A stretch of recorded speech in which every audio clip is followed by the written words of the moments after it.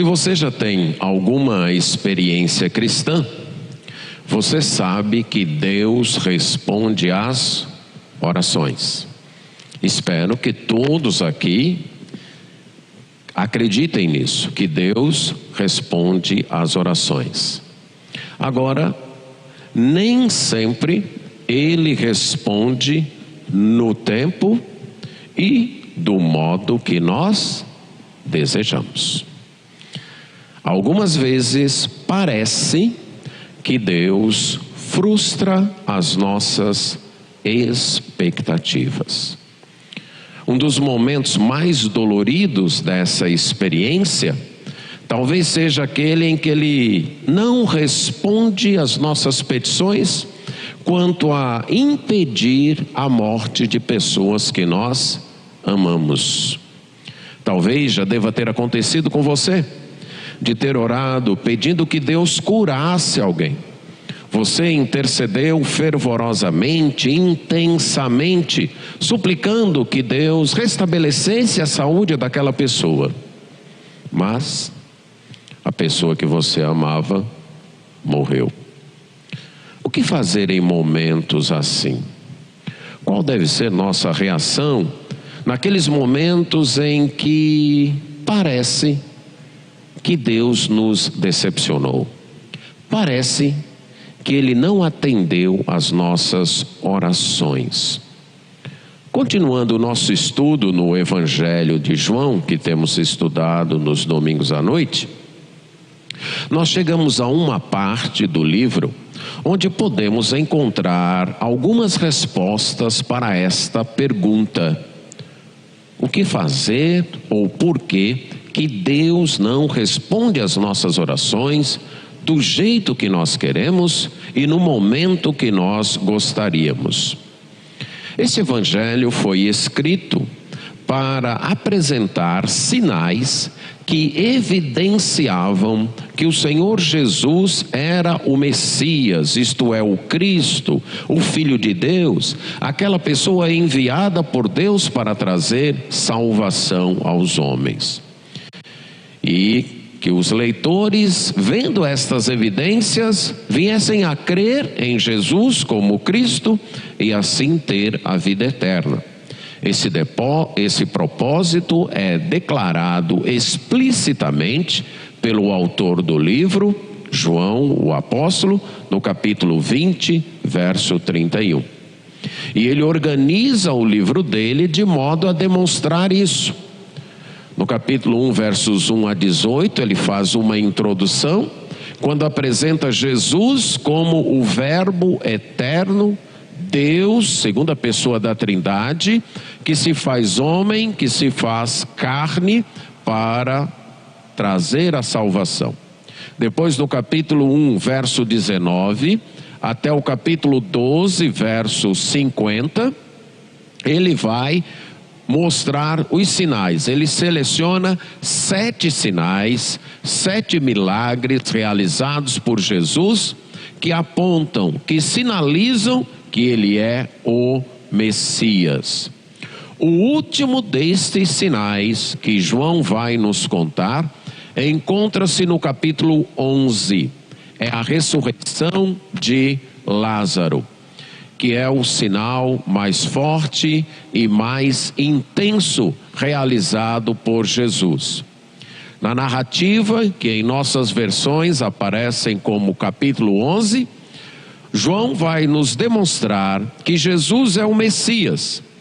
E por ser o Messias, ele é a ressurreição e a vida. Ele é aquele que é capaz de trazer a ressurreição e de trazer a vida eterna para os que creem nele. Mas há outras verdades que João nos destaca neste capítulo. Uma delas aparece nos versículos 1 a 16. E é: Deus tem o direito de dispor da nossa vida conforme sua soberana vontade. Deus tem todo o direito de dispor da nossa vida conforme a sua soberana vontade. E é com base nesta verdade que eu quero destacar 4 lembranças que nos ajudam naqueles momentos em que nossas petições não recebem as respostas no tempo e na forma que nós esperamos e desejamos. Vamos ler João capítulo 11, os versos 1 a 16.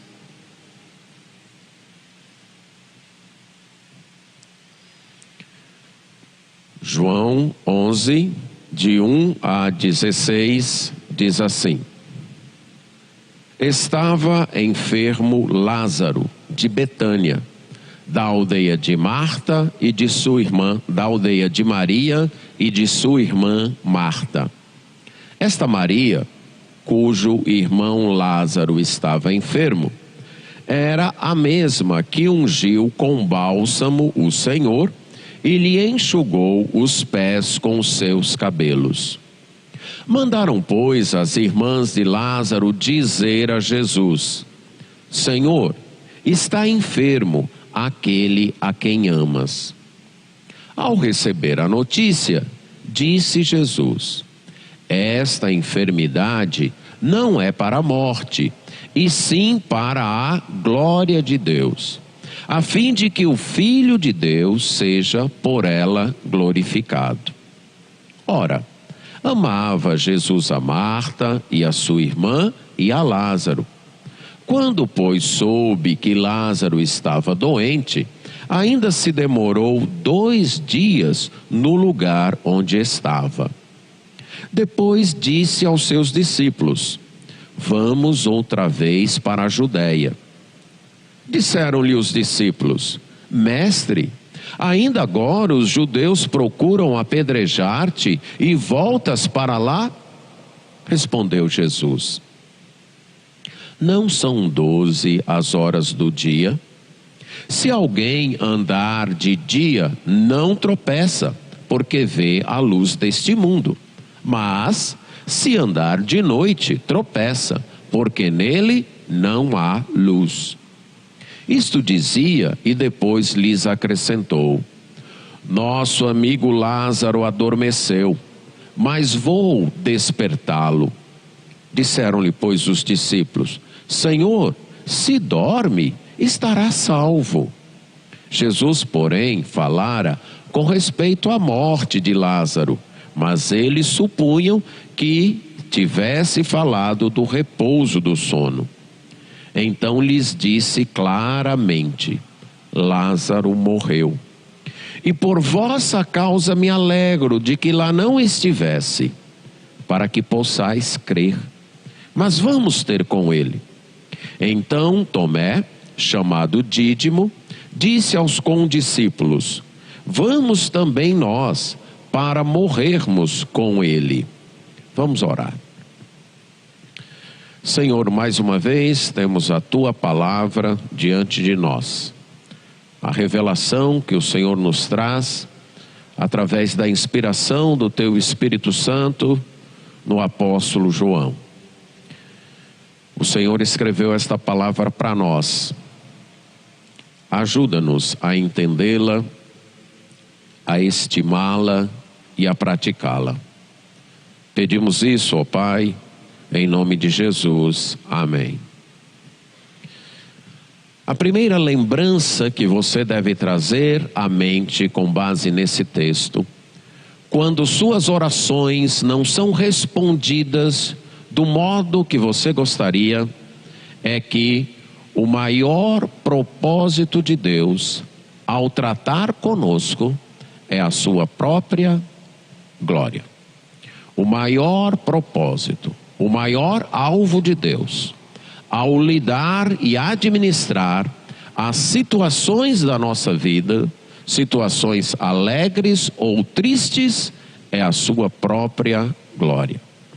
Temos aqui uma família enfrentando um problema. Alguém estava doente.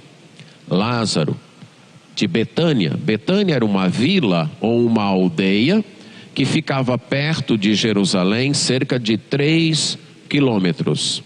Esta família então tinha Lázaro e suas irmãs, Maria e Marta. E João nos lembra que Maria era aquela que havia ungido os pés de Jesus e enxugado com os seus cabelos.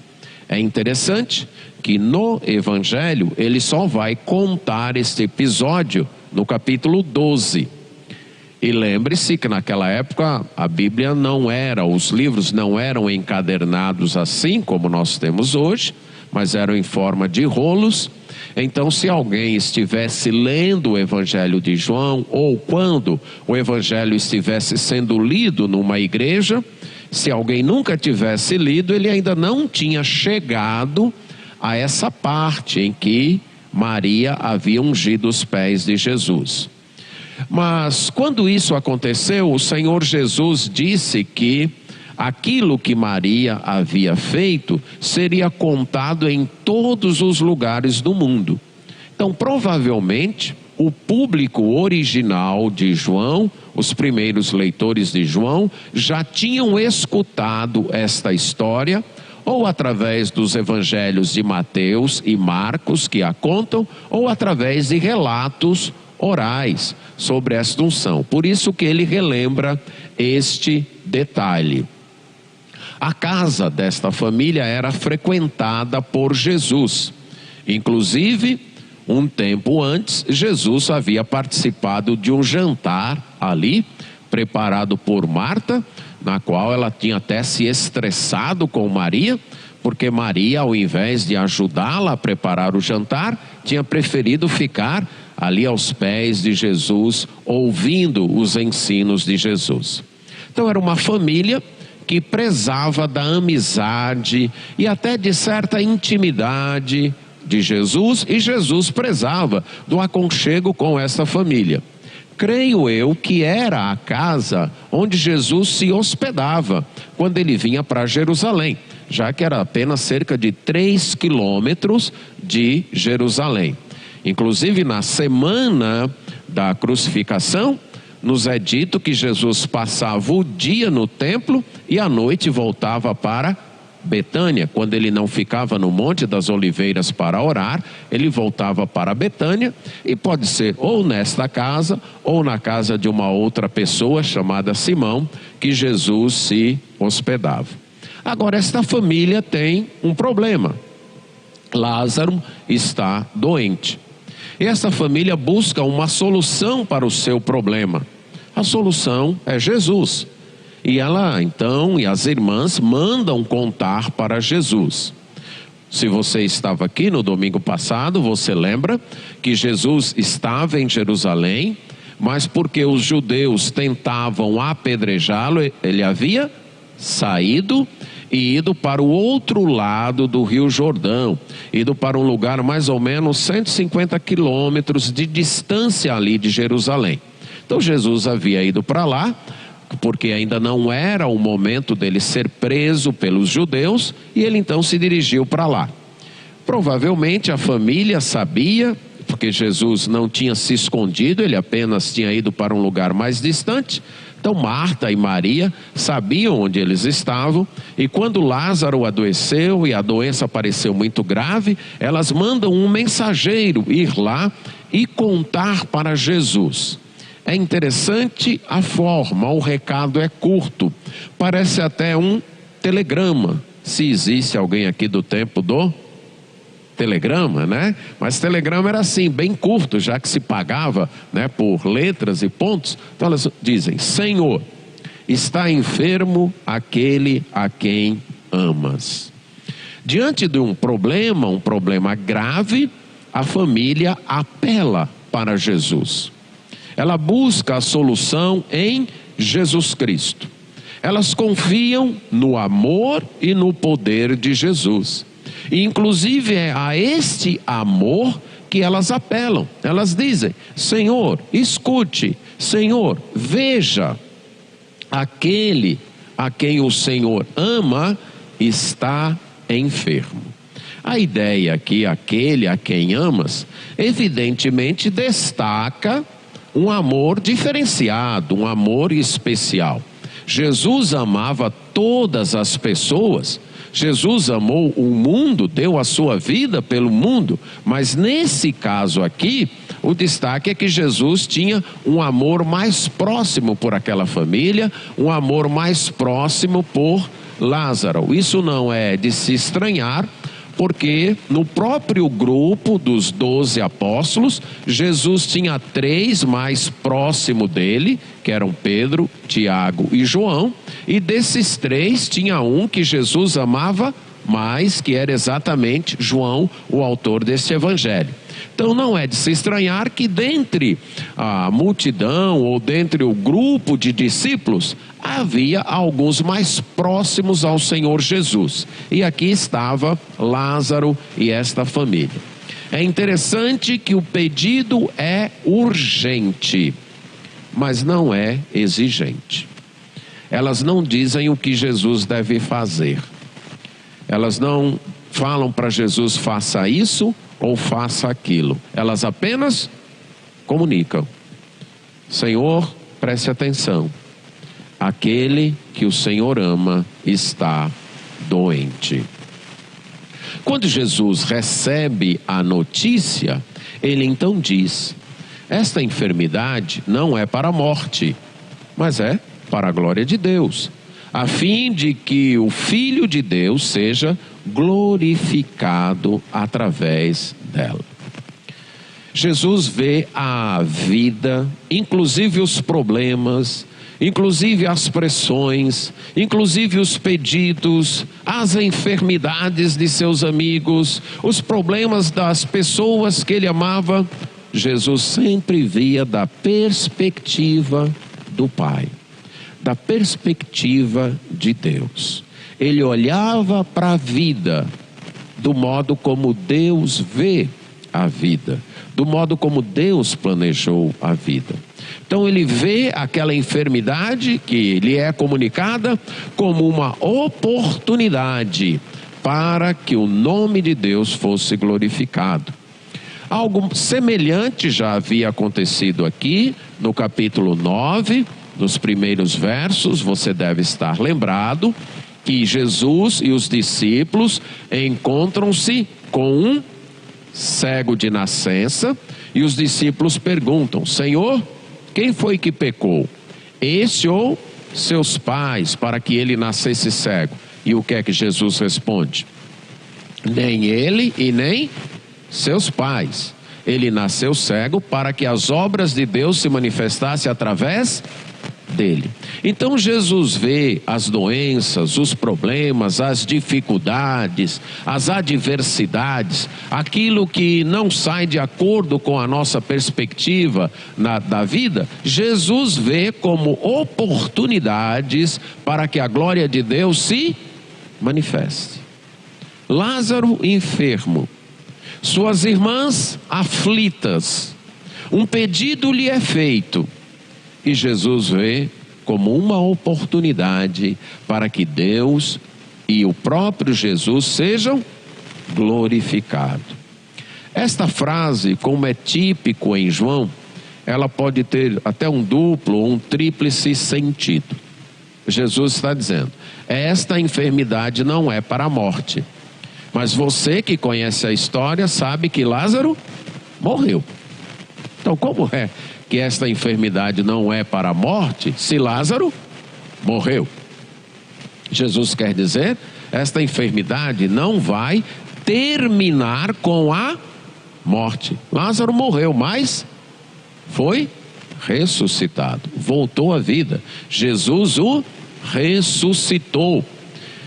A maneira como João narra é uma maneira que ele usa muito a técnica do suspense. Não é suspense para nós, porque nós já conhecemos o final, mas imagine isso sendo contado, sendo lido numa igreja em que ainda as pessoas não conhecessem o final. João vai adiando o desfecho com vários diálogos, com várias situações, e aí coloca aqui logo no início esta palavra de Jesus, que aquela enfermidade não era para a morte, e sim para a glória de Deus. Em que sentido? Primeiro, Lázaro ressuscitou, e isso foi mais uma evidência de que Jesus era o Messias, o Filho de Deus. a doença, a morte e a ressurreição de Lázaro cooperaram para mais um sinal que evidenciava que Jesus era o Messias. Mas não foi só isso. Este foi o sinal que precipitou a prisão e morte de Jesus Cristo.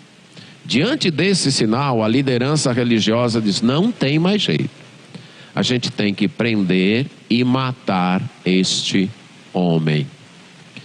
No Evangelho de João, a glória de Deus é revelada supremamente na morte e ressurreição de Jesus. Então, quando Jesus diz: esta enfermidade não é para a morte, mas para a glória de Deus, ele tanto está se referindo ao fato do milagre da ressurreição de Lázaro, que evidenciaria, que sinalizaria o poder que ele tem de Messias, como também indicava que aquela morte e ressurreição de Lázaro forçaria os líderes a prendê-lo, julgá-lo, matá-lo, e ele iria ressuscitar. E nessa obra de Jesus, de ser preso, ser morto e ressuscitado, ele e o Pai seriam glorificados. Não apenas, ou nem propriamente, o milagre da ressurreição de Lázaro que glorificaria Jesus, mas aquilo que seria provocado por aquele milagre: a prisão, morte e ressurreição do próprio Jesus. Podemos pensar então em fases disso que está acontecendo, que glorificaria Jesus: a morte de Lázaro e, consequentemente, a ressurreição de Lázaro operada por Jesus. Alguns creriam em Jesus por causa deste milagre, mas outros continuariam descrentes, especialmente a liderança judaica. E isso faria com que eles buscassem ainda mais a morte de Jesus. A morte de Jesus, realizando o plano de Deus para trazer salvação ao povo de Deus, e a consequente ressurreição de Jesus. Tudo isto glorificaria Jesus. Aquela enfermidade iria revelar a glória de Deus, revelar a glória do Filho de Deus, revelar a obra que ele realizou na cruz e o seu poder em ressuscitar e nos salvar. Nós aprendemos aqui que Deus tem propósitos maiores do que aliviar os nossos sofrimentos. Jesus poderia ter curado Lázaro à distância, concorda? No próprio Evangelho de João ele já tinha feito isso. Ele curou o filho de um oficial dizendo: vai, o teu filho está curado. Em outros lugares ele fez isso. Bastava ele lá onde estava fazer uma oração pedindo que Lázaro fosse curado e Lázaro ficaria curado. Ele poderia também imediatamente voltar, impor as mãos em Lázaro e curá-lo. Ele sabe que o seu amigo está doente, está sofrendo com uma enfermidade. Ele sabe que aquelas duas irmãs, que são também amigas de Jesus, estão sofrendo com a angústia de ver o irmão doente prestes a morrer. Mas serenamente ele diz: esta enfermidade não é para a morte, mas para a glória de Deus. E permite que o sofrimento continue. Não apenas que o sofrimento continue, mas até que se intensifique, porque Lázaro vai acabar o quê? Morrendo e sendo sepultado. E as esperanças daquelas duas irmãs se acabam. Imagine o sofrimento que está sendo permitido por Jesus. Por quê? Porque o propósito maior é a glória de Deus. nós não somos o centro do universo. Nenhum de nós é o centro da história. Nenhum de nós é o centro da vida. Deus é esse centro. Ele é o iniciador, o fim da história e o centro. E Ele faz com que todas as coisas cooperem para a glória dEle. Para que seja revelado a pessoa dEle, o seu poder e a sua sabedoria.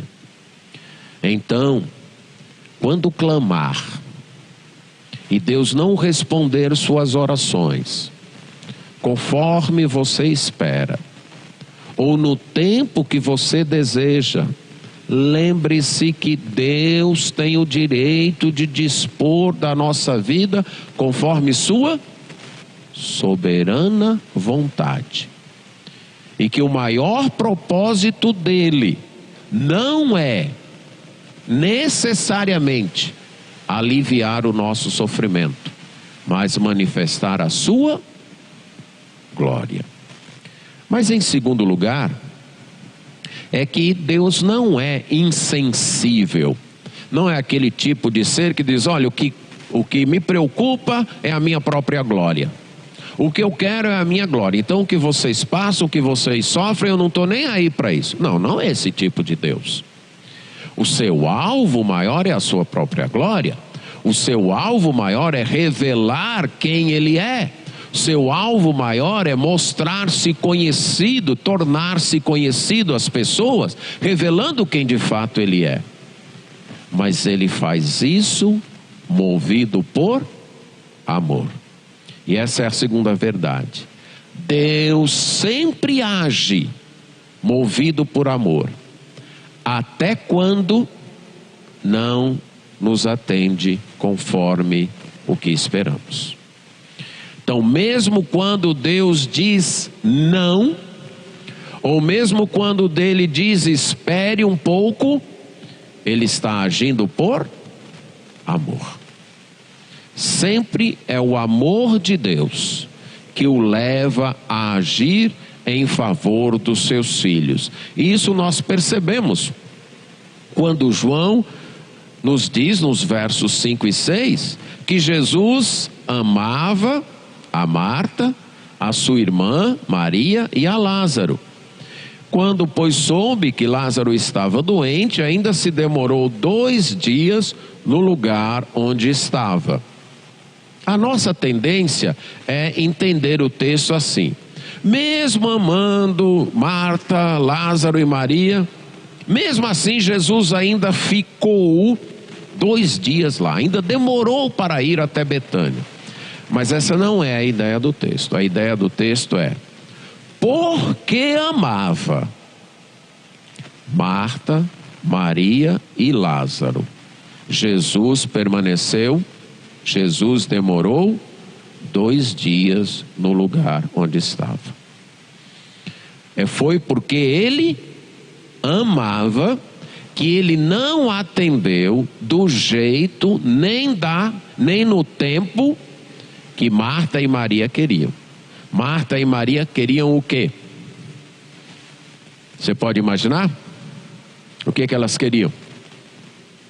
A cura para Lázaro, concorda? Era isso que elas queriam, era isso que elas esperavam. E que essa cura chegasse antes que Lázaro morresse. Era isso que elas queriam. E Jesus, será que Ele não sabia que era isso que Marta e Maria queriam? Será que Ele não sabia? Ele sabia? Sabia. Mas porque Ele amava Marta, Maria e Lázaro, Ele vai esperar, Ele vai demorar antes de atender. E mais, Ele não vai curar. Ele não vai atender do jeito que elas esperam, nem no tempo que elas acham que precisam. Aqui nós temos então Jesus demorando e não atendendo imediatamente por amor. Claramente, João vai deixar isso no Evangelho, Jesus recusa ser manipulado. Ser manipulado até por pessoas que ele amava e pessoas que o amavam. Você lembra um outro milagre onde isso aconteceu? O primeiro, exatamente, o primeiro milagre, a multiplicação, aliás, a transformação da água em vinho. Lembra que uma pessoa que Jesus amava e que com certeza amava Jesus, que era a mãe de Jesus, chega para ele e diz: olha, eles não têm mais vinho. Ela comunica o problema para Jesus e ela espera que Jesus faça alguma coisa. E Jesus responde o quê? Mulher, que tenho eu contigo? Ainda não é chegada a minha hora. Jesus está dizendo: Senhora, eu não sigo mais suas ordens. Eu tenho um outro calendário. Eu tenho uma outra agenda. Eu sigo o tempo de meu Pai que está nos céus. Eu sigo a hora dele. Eu não sigo a hora das pressões, da pressão das pessoas. Eu não sigo a hora que as pessoas desejam ou que as pessoas acham que precisam. Eu sigo a hora do meu Pai. E aqui da mesma forma. E ele faz isso porque ama. Ele quer deixar claro que a prioridade dele e nossa deve ser a vontade de Deus. Essa é a prioridade. Nossa maior necessidade não é ter as nossas dores aliviadas, não é ter os nossos problemas resolvidos, não é ter as adversidades afastadas. Nossa maior necessidade é seguir o tempo de Deus e aceitar a vontade de Deus. Essa é nossa maior necessidade. E Jesus quer ensinar isso através de seu próprio exemplo. Ele deixa claro que o único amor que determina suas ações é o amor do Pai. É o amor de Deus. Esse é o único amor que manda nele. Esse é o único amor que dirige sua vida. O amor a Deus e o amor de Deus por ele. Quando Deus não nos atende do modo que esperamos, não significa que ele não nos ama. Pelo contrário, significa que ele nos ama. E ele quer nos ensinar uma grande verdade. Nem sempre o amor divino atende às nossas expectativas. A demora é porque ele nos ama e ele tem propósitos além do alívio imediato do nosso sofrimento. Lembro-me de um colega pastor, quando seu filho era pequeno, e o seu filho estava com um problema e precisava de tomar uma injeção. E o seu filho tinha muito medo de injeção.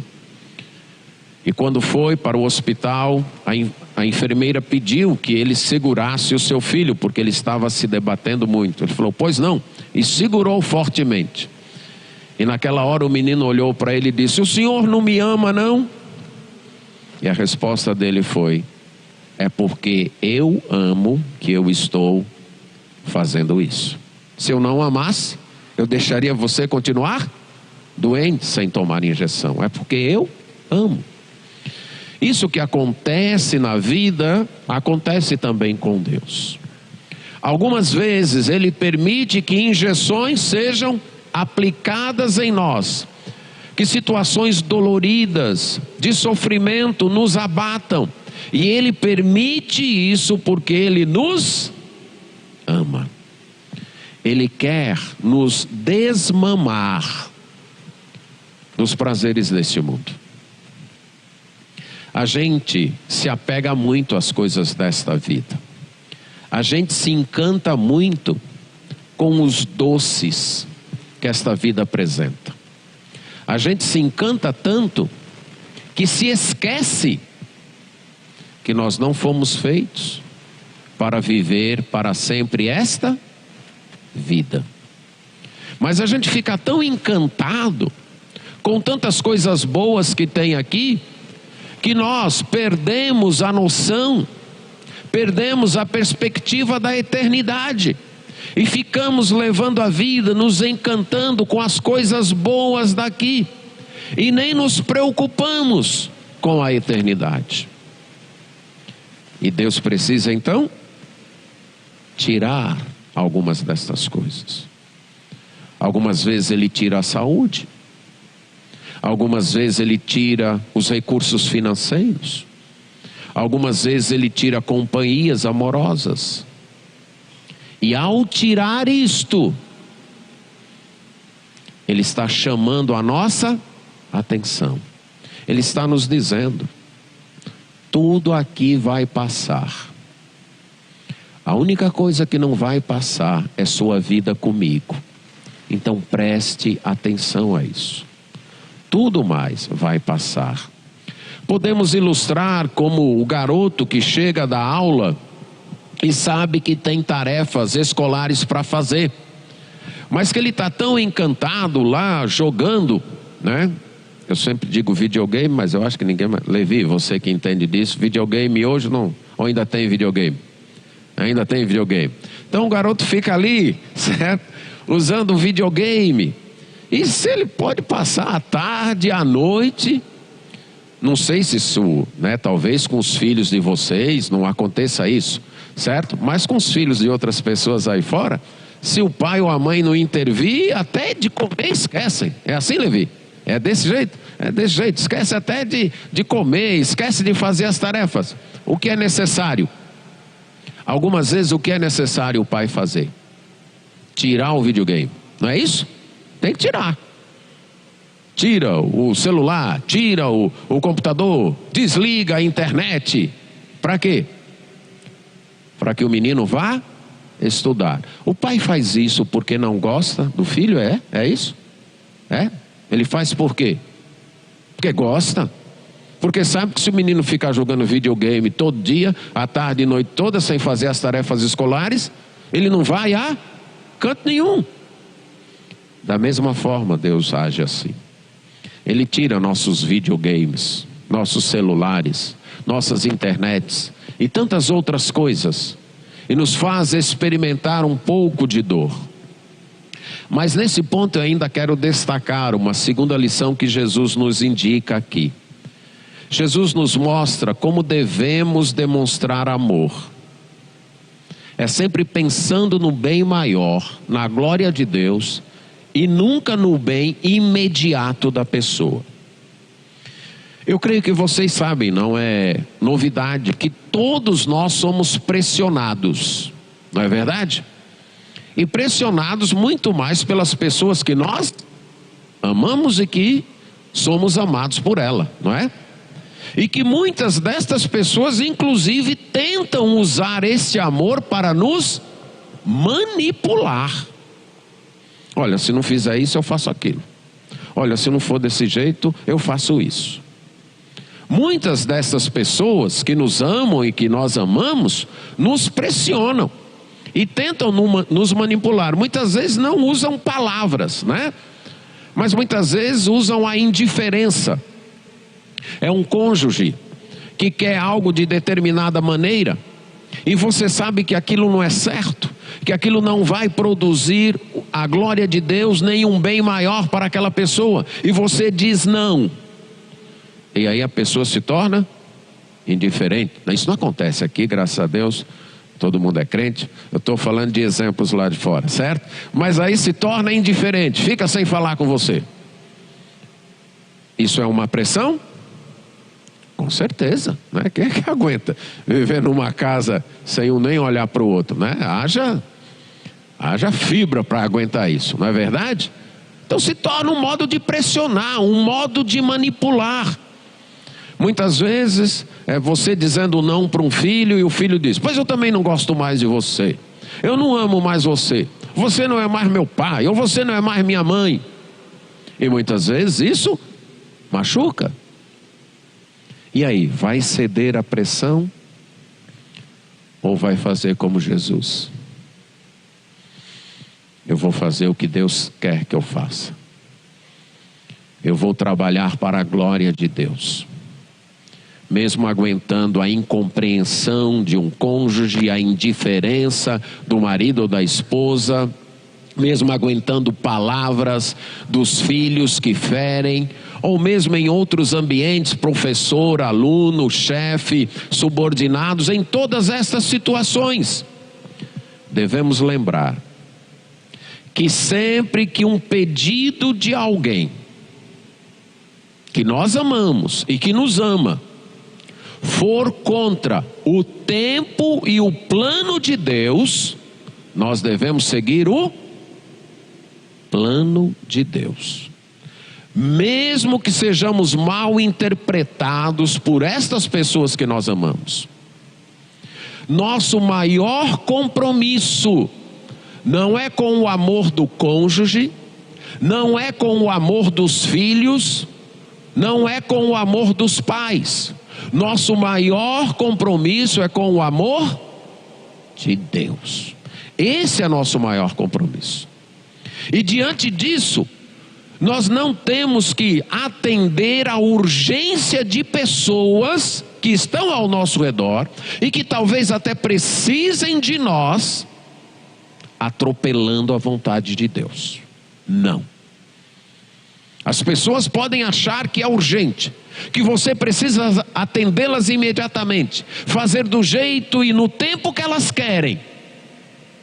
Mas se isso atropelar a agenda de Deus para a sua vida, o propósito de Deus para a sua vida, você tem que dizer não, não. E aguardar o tempo de Deus. E esperar o tempo de Deus. E se acontecer algum desastre por causa disso? Não é problema nosso. Quando nós seguimos o plano de Deus, as consequências não são problemas nossos. Nosso problema é quando nós não seguimos o plano de Deus. Aí é problema nosso. Aí as consequências têm a ver conosco. Mas do tipo, e eu já vi alguns pais, olha, mas se eu não, isso é errado, mas se eu não permitir isso para o meu filho, é arriscado ele se matar. O que é mais precioso para você? Eu sei que essa é uma pergunta difícil, mas o que é mais precioso para você? A vida de seu filho ou a vontade de Deus? Jesus está nos ensinando aqui o que é mais precioso. O que é? A vontade de Deus. Por mais doloroso que isto seja, fomos chamados para seguir a vontade de Deus. E se as pessoas não entenderem, achar que nós não a amamos, qual seria a nossa resposta? Do jeito que você interpreta amor, você pode dizer para o seu filho ou para qualquer outra pessoa, do jeito que você interpreta amor, de fato eu não lhe amo. Eu lhe amo do jeito que Deus interpreta amor. É desse jeito que eu lhe amo. Eu lhe amo com o amor que ama a Deus em primeiro lugar. E esse meu amor por Deus não permite que eu coloque o meu amor por você na frente do amor de Deus. E você pode até parodiar a canção, é assim que eu sei te amar. É desse jeito, colocando o amor de Deus primeiro. É desse jeito. E essa é a única forma de nós amarmos acertadamente. Porque se você colocar o amor pelo seu cônjuge na frente do amor de Deus, o seu cônjuge se torna o seu Deus. E ninguém aguenta ser Deus da vida de ninguém. Nenhum de nós tem estrutura para aguentar isso, esse peso de ser Deus da vida de outra pessoa. Esse tipo de amor sufoca, arrebenta qualquer relacionamento, acaba com qualquer pessoa. A princípio, ele é até bem-vindo, mas ninguém aguenta isso o resto da vida, não. Isso arrebenta com o relacionamento. Muitos relacionamentos acabam por conta dessa inversão de colocar aquele amor na frente do amor por Deus. E aí passa-se a exigir da outra pessoa aquilo que só Deus pode nos dar. E o relacionamento com certeza vai acabar. Não é preciso ser profeta para dizer isso. Vai acabar. Porque só tem um ser que suporta esse tipo de amor, que é Deus somente. Os outros amores sempre são subordinados a esse amor maior que é Deus. Então Deus, lembre-se disso, Deus tem o direito de dispor da nossa vida conforme sua soberana vontade. E por causa disso, o maior propósito dele ao tratar conosco é a sua própria glória. E sempre que faz isso, ele age movido por amor. Ele faz assim porque ele nos ama. É buscando o nosso bem maior que ele faz isso. Mas em terceiro lugar, mais do que aliviar nosso sofrimento, Deus quer fortalecer a nossa fé. Depois disso, depois de 2 dias, Jesus então fala com os seus discípulos. Vamos voltar lá para a Judéia. E os discípulos dizem: Senhor, voltar para lá? Nós saímos de lá há pouco tempo. E nós saímos de lá porque os judeus estavam tentando te apedrejar. Eles queriam te matar. E agora o Senhor quer voltar para lá? Aí Jesus então responde: não são 12 as horas do dia? Se alguém andar de dia não tropeça, porque vê a luz deste mundo. Mas se andar de noite tropeça, porque nele não há luz. Jesus segue a hora do Pai, o calendário do Pai. É interessante aqui que Jesus nesse momento está entre 2 pressões. Consegue ver isso? A pressão do pedido de Marta e Maria, e agora ele já sabe que Lázaro morreu e ele precisa voltar. E a outra pressão de quem é? Dos seus discípulos, dizendo: Senhor, mas o Senhor vai voltar para lá, o Senhor vai morrer, porque o Senhor já saiu de lá. Por quê? E aí você nota a importância da gente seguir a vontade de Deus, porque sempre nós estaremos puxados como uma carroça puxada por vários cavalos em direções diferentes, né? Qual pai aqui nunca sentiu isso? Um quer passar as férias na praia, o outro quer na montanha, o outro quer no sítio. E aí como é que o pai fica? Hein? Um quer a casa de amarelo, o outro de verde, o outro de azul. E aí? A nossa vida é assim. Se a gente for seguir as pessoas, a gente não sai do canto. Por quê? Porque um diz: volta para Betânia que o meu irmão está doente. E outro diz: Senhor, não vai não, vão te matar lá. Nós precisamos sentir a pressão de uma única mão, a mão de Deus. Essa é a única mão que deve nos pressionar. É a única voz que deve nos pressionar, a voz de Deus. Quando seguimos, não é que ficaremos livres das pressões deste mundo, das pressões das pessoas, mas saberemos lidar com elas. E é aqui o que Jesus está dizendo quando seus discípulos relembram isso. Quando nós então seguimos a vontade de Deus, nós não ficamos à mercê de forças opostas nos puxando, estressando nossa vida. né? Quantas pessoas ficam com estresse, não aguentam mais nem lidar com outras pessoas, porque a pressão são tanta, um diz é de um jeito, outro diz é de outro, um diz faça assim, outro diz faça assado, e a pessoa só falta ficar doida, porque não sabe quem escuta. Escute Deus. Ah, mas as pessoas vão continuar me pressionando. Deixa elas pressionarem. Escute Deus. Siga Deus. Ouça a voz de Deus. Siga o calendário de Deus. E é isso que Jesus está dizendo. Olha, são 12 as horas do dia. Jesus aqui está usando o dia como ilustração. Lembre-se que naquela época não tinha energia elétrica, não tinha iluminação pública. A única iluminação era o sol. A única iluminação pública era o sol. Então, as pessoas faziam tudo o que tinham que fazer durante as 12 horas que tinha sol. Depois disso, era ir para casa e dormir.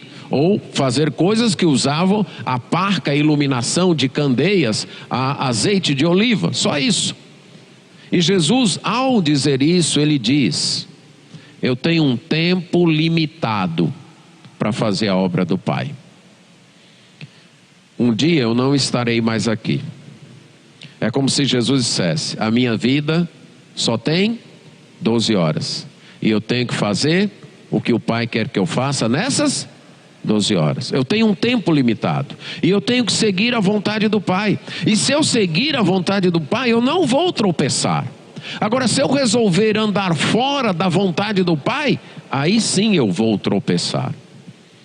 Vamos lembrar que Deus controla o tempo da nossa vida. Deus sabe quantos anos você vai viver, quantos anos eu vou viver. Ele está no controle. A nossa correria, a nossa ansiedade, o nosso estresse não irão aumentar uma hora sequer a mais da nossa vida. Vamos fazer a vontade de Deus nessa vida que nós temos, sem nenhuma preocupação com a pressão das pessoas. E Jesus também está dizendo para os seus discípulos: olha, enquanto vocês andam comigo, que sou a luz do mundo, vocês não precisam ter medo. Eu sou a luz do mundo. E eu estou disposto a fazer a vontade do meu Pai.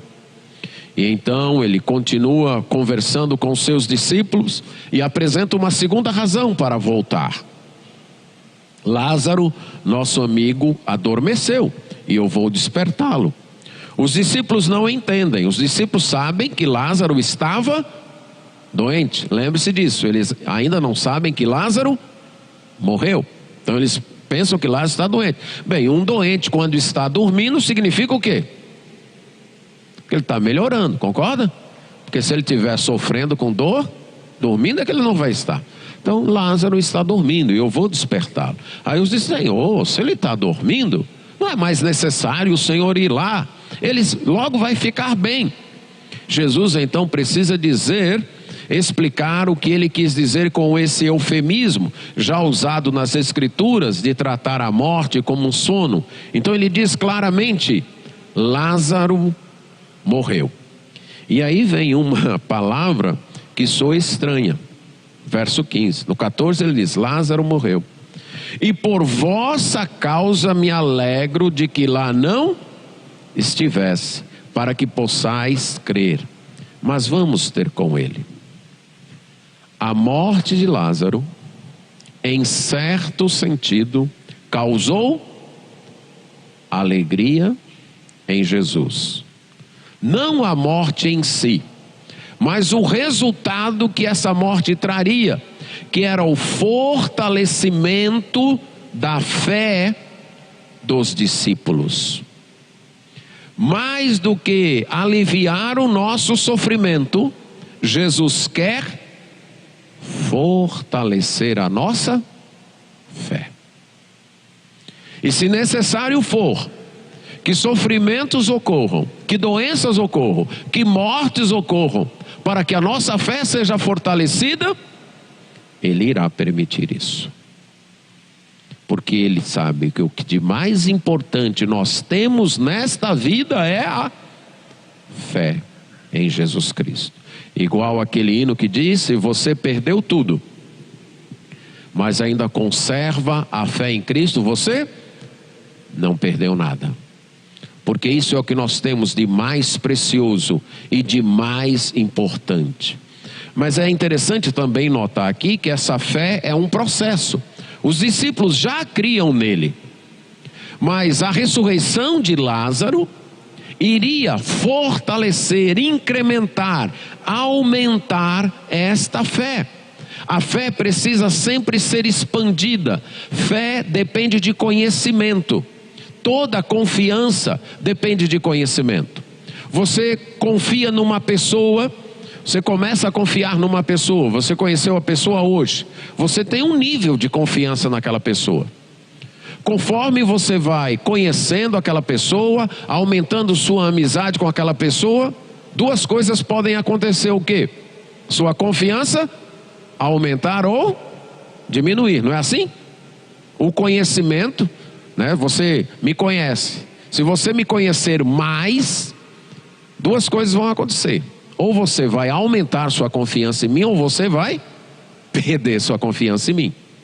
Por quê? Confiança depende de conhecimento.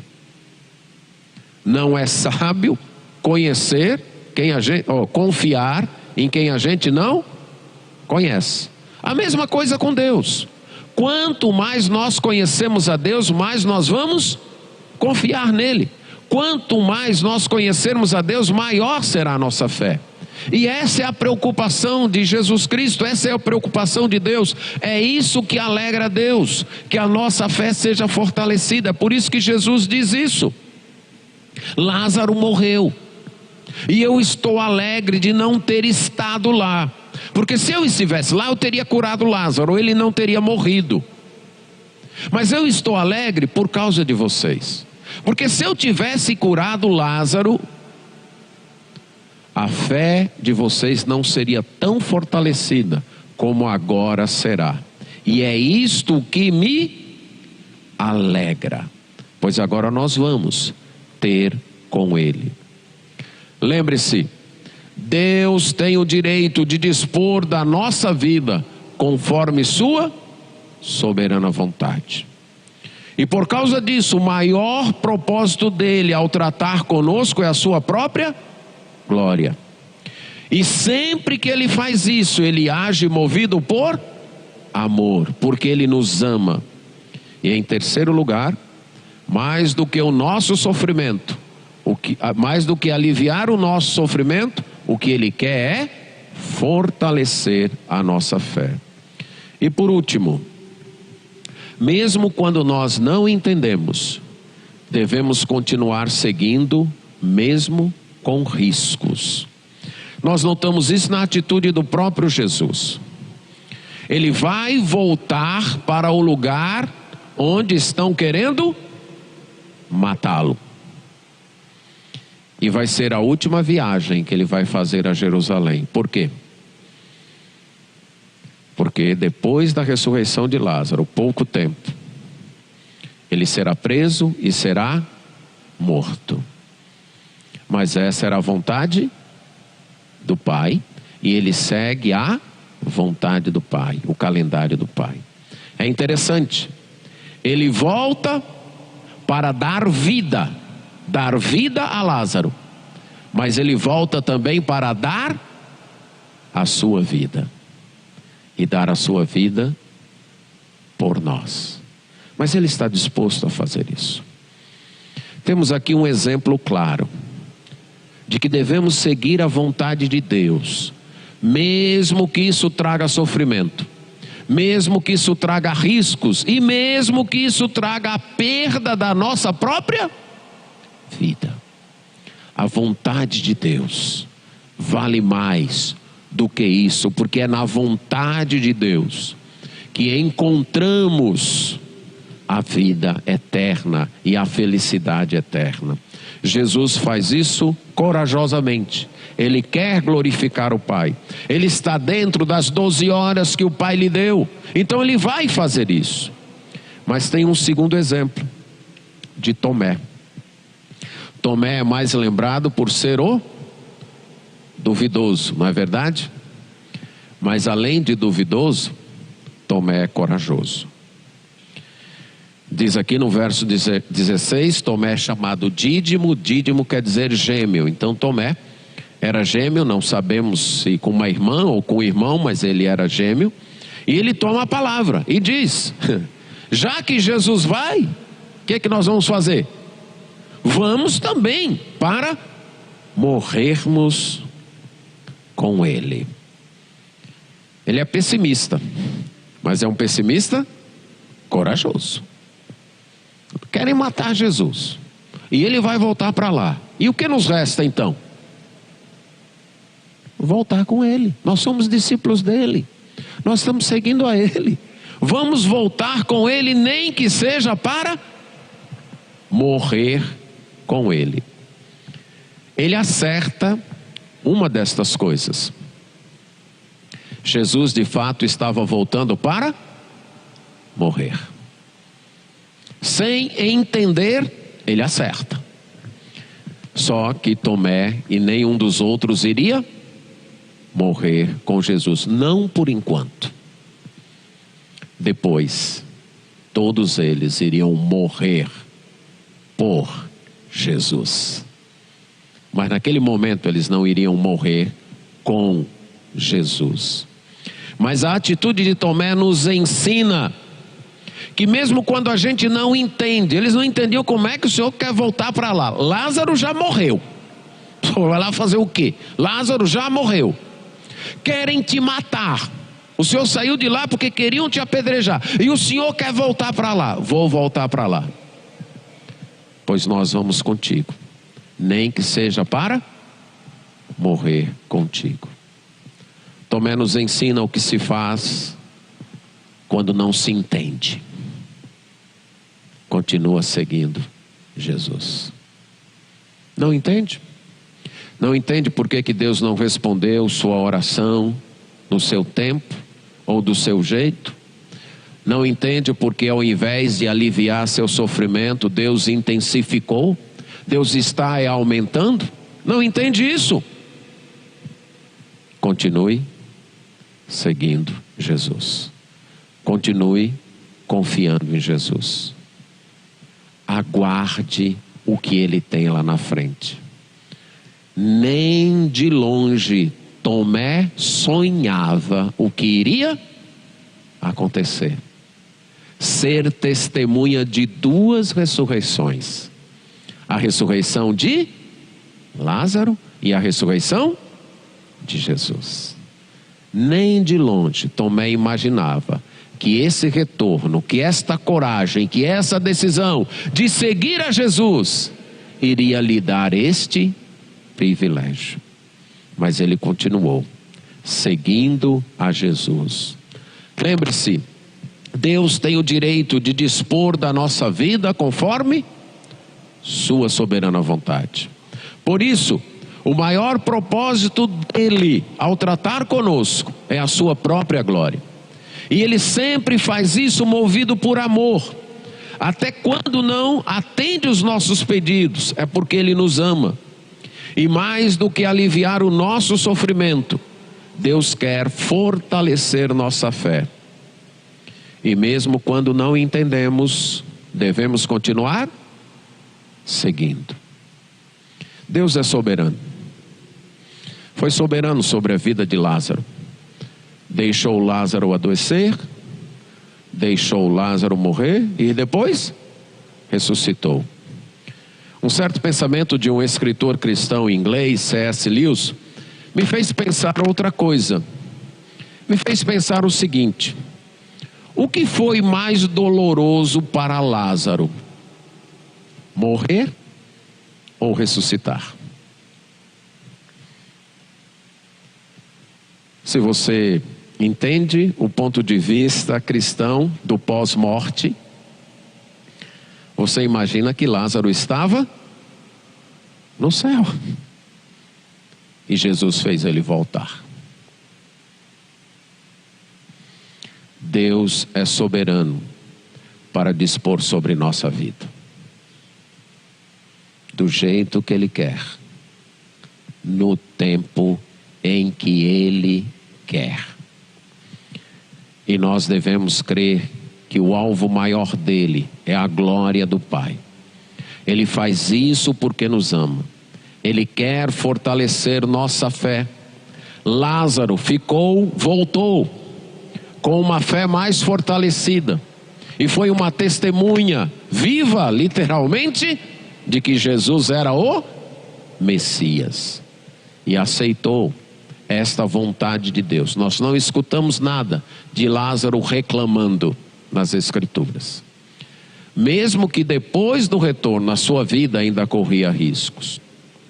John Piper, escritor norte-americano e pastor contemporâneo nosso, escreveu um livro com um título bem sugestivo: O Sorriso Escondido de Deus. Nesse livro ele descreve os frutos que a aflição causou na vida de 3 cristãos. John Bunyan, autor do livro Peregrino, David Brainerd, missionário entre os índios, que morreu jovem ainda, e William Cowper, um poeta cristão inglês do século XVIII. Esse último, William Cowper, lutou contra a depressão e o desespero por quase toda a sua vida. Conta-se que uma noite ele estava tão deprimido e desesperado que ele tomou uma charrete no frio em Londres e pediu para o charreteiro o levar até uma ponte. Ali ele pretendia se jogar e se matar. Todavia a mão misteriosa do Senhor não permitiu que o cocheiro encontrasse o caminho. Após andar 2 horas, o cocheiro disse para ele que estava perdido. Então William Cowper pediu: então me leve de volta para casa, se você sabe o caminho. O cocheiro acertou o caminho de volta. Ao chegar à porta da residência, o cocheiro disse: olha, você não precisa pagar, porque você pediu que eu lhe fizesse um serviço, lhe levasse até a ponte, e eu não cumpri o serviço, então você não precisa me pagar. Mas aí Cowper respondeu: eu preciso lhe pagar sim. Você cumpriu sua tarefa e cumpriu muito bem. Eu pretendia chegar naquela ponte e me suicidar, mas você, abaixo de Deus, salvou a minha vida. Ao entrar na casa, Cowper não dormiu. Ele compôs um dos mais belos poemas que eu considero da história da cristandade, que diz: Deus se move silenciosamente, outras versões vão dizer: Deus se move misteriosamente. O poema diz assim: quando as trevas escondem sua face adorável, eu descanso em sua graça imutável. Em cada tormenta aguda e violenta, minha âncora está presa dentro do véu. Deus se move de forma misteriosa na realização dos seus milagres. Ele firma seus pés no mar e cavalga sobre a tempestade. Nas profundezas insondáveis das minas, com habilidades que nunca falha, ele entesoura seus mais esplêndidos planos e opera sua vontade soberana. Vós, santos temerosos, tomai novo alento. As nuvens que tanto vos atemorizam são abundantes em misericórdia e irromperão em bênçãos sobre vossas cabeças. Não julgueis o Senhor por meio de fracos sentimentos, mas confiem nele por causa de sua graça. Por trás de uma providência carrancuda, ele esconde uma face sorridente. Seu propósito logo amadurecerá, revelando cada hora. O broto pode ter um gosto amargo, mas a flor será doce. A incredulidade cega certamente errará e julgará como inútil a sua obra.